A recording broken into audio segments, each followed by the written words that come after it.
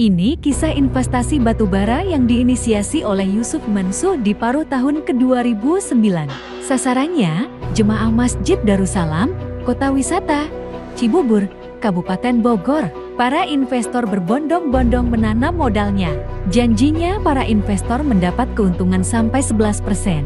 Yang 11% lainnya untuk pengembangan pesantren Darul Quran yang berlokasi di Kota Tangerang, Banten. Ada 250 investor dan uang yang terkumpul mencapai 55 miliar rupiah. Ternyata, investasi ini hanya berjalan 3 bulan, lalu tutup di awal tahun ke-2010. Usut punya usut, ternyata ini investasi abal-abal, tak ada tambang, tak ada produksinya. Sementara, di tahun 2010, pasca tutupnya investasi batubara, Yusuf Mansuh menanam investasinya di warung steak and shake milik Jody Broto Susino.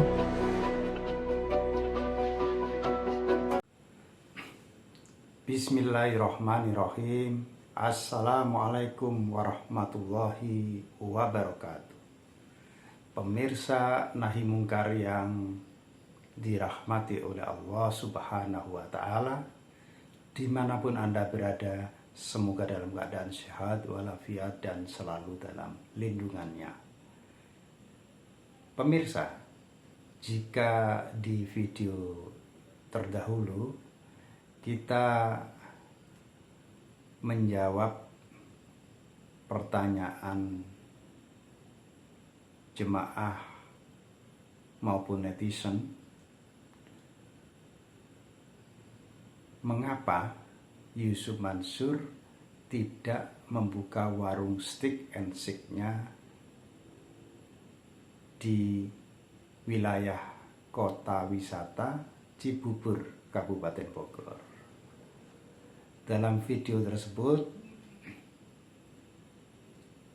kita akhirnya mendapatkan informasi bahwa pasca bangkrutnya investasi abal-abal yang bernama investasi batubara yang diinisiasi oleh Yusuf Mansuh di tahun 2009 dan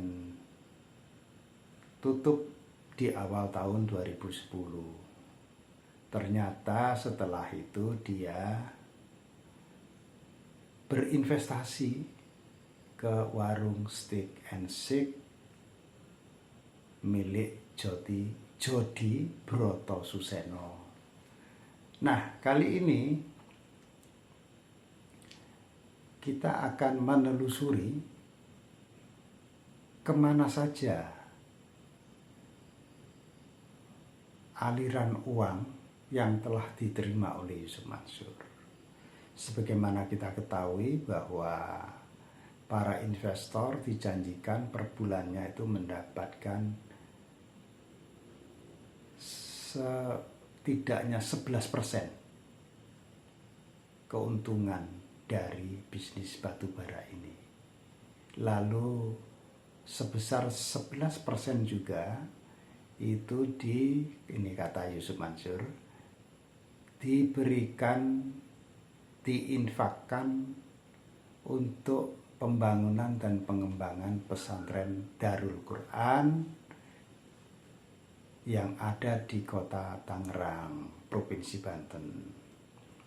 Nah, berapanya yang real, wallahu alam. Tetapi yang jelas di awal investasi ada komitmen keuntungan 11% untuk pengembangan pesantren Darul Quran dan 11% untuk investor. Nah, apakah ini benar terjadi? Jika benar terjadi dan ternyata investasi itu adalah investasi bodong, tidak ada batubaranya, lahan batubaranya juga bodong, tidak ada pengapalan per bulannya, walhasil ini memang investasi bohong-bohongan. Nah, jika benar investasi bohong-bohongan ini masuk ke Darul Quran sebagaimana komitmen awal, maka ini secara syariat sangat mengganggu. Dan orang-orang tua yang menyantrikan, menyekolahkan putra-putrinya ke Darul Quran hendaknya berpikir ulang. Ini yang pertama. Yang kedua, pasca tutupnya investasi ini di awal tahun 2010, beberapa bulan berikutnya Yusuf Mansur investasi di warung steak and shake. Nah, ini para investor yang ada di kota wisata Cibubur itu menduga kuat bahwa uang mereka yang awalnya untuk investasi batubara itu diinvestasikan oleh Yusuf Mansur ke warung steak and shake. Nah pemirsa,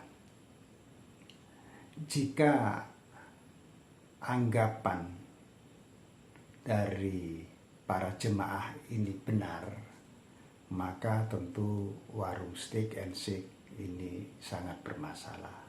Tetapi jika tidak benar, maka pemilik awal dari warung steak and shake ini, yakni Jody Brotosuseno, mestinya speak up.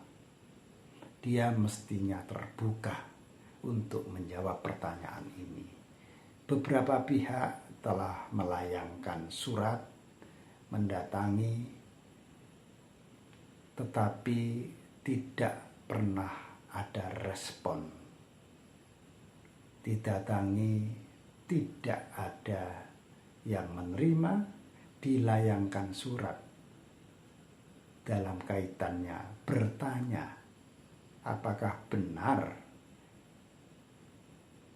mereka atau Jody ini mendapat suntikan dana dari Yusuf Mansur yang asal usul uangnya dari investasi batubara yang ternyata bodong itu. Ini pun tidak ada jawaban. Jadi karena ini perusahaan bukan perusahaan terbuka, maka dia boleh-boleh saja untuk menutup diri. Tetapi ketika ada persoalan yang itu menyangkut orang banyak, maka mestinya Jody itu speak up. Nah, kalau toh dia sudah speak up, lalu masih timbul keraguan dari masyarakat, dia mestinya terbuka untuk diaudit oleh auditor independen. Nah, inilah catatan kita.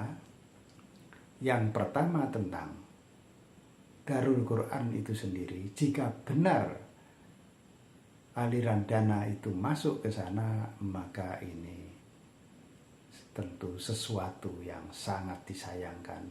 Membangun pesantren Darul Quran yang katanya mencetak para hafid dan hafidoh, ternyata uangnya dari ngemplang, dan dia berinvestasi di warung steak, sementara manajemen warung steak and shake masih menutup diri.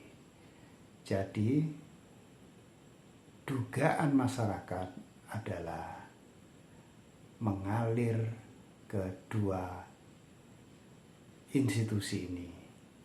Karena itu, jika ini dianggap tidak benar, maka Jody perlu speak up. Yusuf Mansur juga perlu menjelaskan Nah, itulah catatan kita kali ini. Semoga ada manfaatnya. Dan jika pemirsa punya pendapat, silahkan ditulis di kolom komentar. Demikianlah, billahi taufiq walhidayah, waridho wal inayah. Wassalamualaikum warahmatullahi wabarakatuh.